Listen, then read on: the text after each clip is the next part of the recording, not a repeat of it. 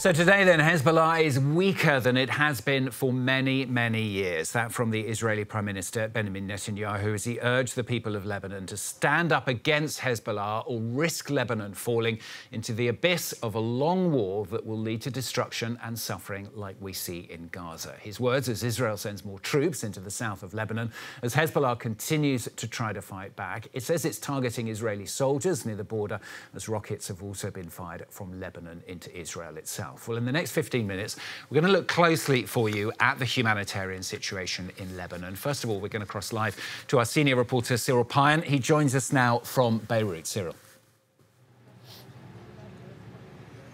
Yes, we are, Stuart. We are just in central Beirut, in Ashrafi area, and we are at the headquarters of the Beit el Baraka foundation, which is helping as many NGOs here from the civil society here to help the IDPs. 40% of the Lebanese people have been displaced, and 1.2 million people have been displaced also from all around the country. I am here with Maya Ibrahimchach, which is the president of Beit el Baraka. Thank you for having us. It's extremely busy here. You're dispatching all the goods to all over the country. What is the most urgent need for the people in Lebanon now? Hello, Cyril. The needs are divided into two parts. So the first need is the immediate humanitarian relief aid, which is basically food, shelter, and everything that comes with the shelter, like mattresses, pillows, bed covers, bed sheets. Medication, of course, because a lot of people came here, they couldn't take their medicine with them, they couldn't continue their medical treatments. And of course, the fourth one is hygiene. We're starting to have a lot of illnesses due to cross-contamination. This is why we are making sure to distribute the food in individual containers. Right. We are cooking, we have something close to 13,000 meals every single day. But this is on the immediate relief side.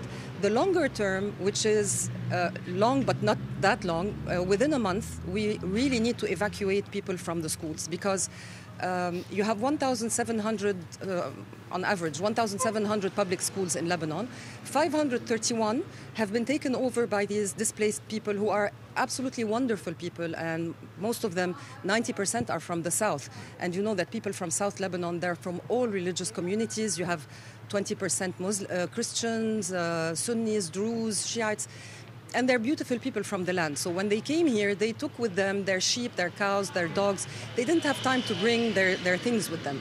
So eventually you need to get them out of schools and find a decent and dignified place for them to live until the war is over. So we are now working on a project so that we can find proper tents in which they can live. And these tents will be dispersed all throughout the Lebanese territory, not just in one area.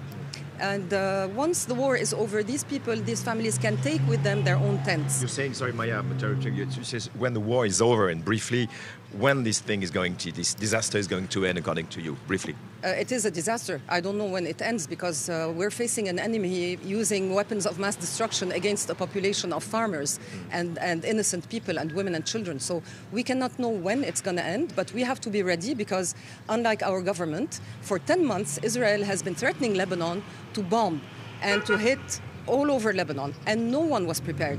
They didn't prepare any shelters, any mattresses, nothing. So when these people came, they spent 19 hours in their cars, not knowing where to go.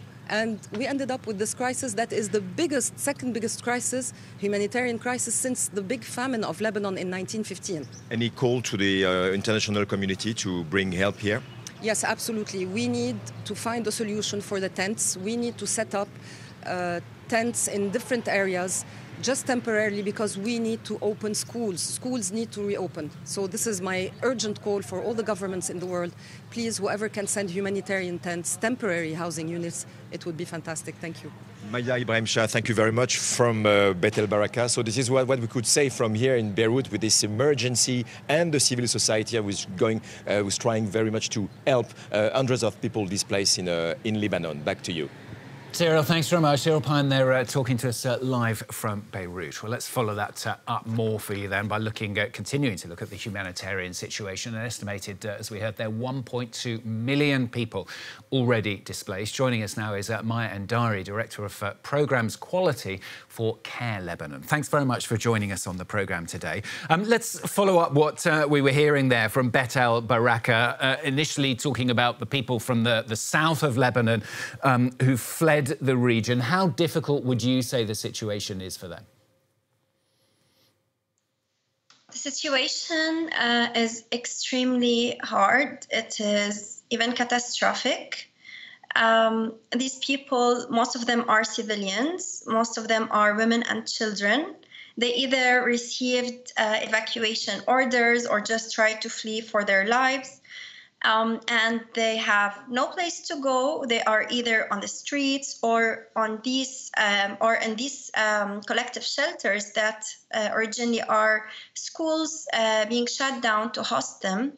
However, even these shelters are overpopulated and they are full with people. So yes, there are a lot of families that are still stranded on the streets. Yeah, we're seeing images of some of those families now. I mean, initially, a lot of people headed, didn't they, to the capital, Beirut, assuming that the city would be a safer place to be. But in the end, that's turned out not necessarily to be the case there as well. I believe no place is extremely safe in Lebanon at the moment. Even Beirut, the capital, was bombed.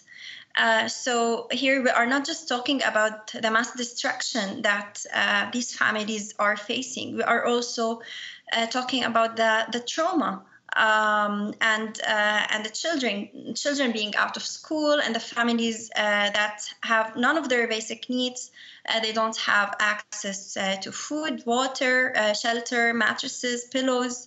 So this is our role here as humanitarian organizations to try to work also together with the government and coordinate together to be able to provide safe access to these people to safety and to their basic needs.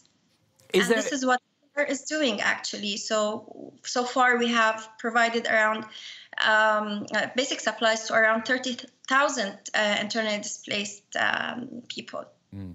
Is there anywhere safe to go, though? I mean, you said there that nowhere is safe. People have been leaving Beirut as well. I mean, do you know what kind of scale that is at this stage? So Lebanon is a very small country, and we are talking about more than 1 million displaced persons. This country is already devastated with a number of crises in the last 5 years. So most of the population, more than 40% of the population, was already living in poverty following the economic crisis and the Beirut blast. So this community can't really handle such a crisis. We are not 24 hours ago, sorry to interrupt you, 24 hours ago, Benjamin Netanyahu said that the troops were going to start moving into the southwest of Lebanon as well. Presumably that's going to make it even worse as well. Day by day and even second by second, the situation is getting worse because the number of people who are being internally displaced it's increasing, the needs are increasing. As you see, when winter is approaching, so I'm not sure what will these families do. Can they really survive? The schools or the collective shelters are not even equipped with basic stuff. We saw people who are heating water gallons to be able to take a shower. And we saw people who are changing diapers for children on ping pong tables at schools. We saw people that have nothing but their clothes on, and they're just asking for mattresses or a hot meal or water. We are trying our best to provide these services, but still it's not enough. We need to have an immediate ceasefire. We need diplomatic intervention to advocate for a ceasefire. And we need more funding to be able to continue and provide people with these basic needs. Our viewers who were with us yesterday will know that yesterday we spoke to somebody who was giving us an update on the situation in Gaza and telling us how difficult the situation there. Does that make it even harder for you and people working for you in Lebanon? Because a lot of the attention perhaps at the moment has been on Gaza. People perhaps have already donated to help people in Gaza, meaning that it's very difficult to try and get their minds to turn as well to the people of Lebanon. Yes, so our main focus is to really highlight what is happening in Lebanon. And the situation, as I said, is extremely hard. Of course, it is very hard in Gaza, but in Lebanon, it's extremely hard as well. Each country has, its own properties and context. Our main focus as CARE in Lebanon is the humanitarian crisis taking place in Lebanon right now. And we are trying to put all of our effort, and the team, even though extremely traumatized and deeply sad with what is happening, everyone is working around the hour to try to help these people in need. And if the situation gets worse, I mean, is there any way that you'll be able to cope? I mean, we talked again yesterday about it being very difficult to get supplies into Gaza, notably through the Rafah crossing. Where and how can you get supplies into Lebanon, assuming you have those supplies in the first place? So luckily, CARE in Lebanon works with an international team and with a regional team. And different team members, they have high level of expertise in different type of emergencies, including the intervention in Gaza.